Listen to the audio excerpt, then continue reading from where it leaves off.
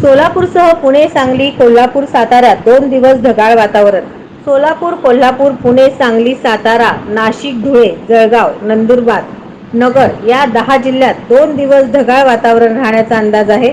अगदीच तुरळक ठिकाणी गडगडाट व सोसाट्याचा वाऱ्यासह पावसाची शक्यता आहे.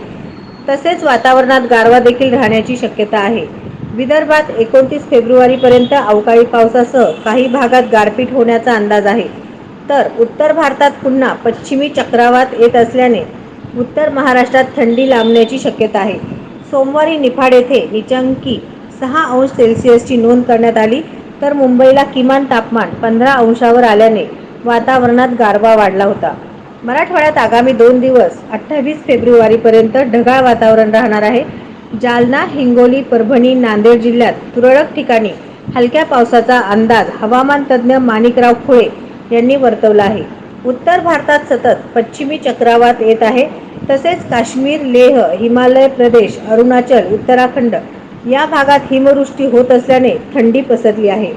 नवनवीन बातम्या पाहण्यासाठी SB न्यूज चॅनलला लाईक करा, शेअर करा, सबस्क्राईब करा.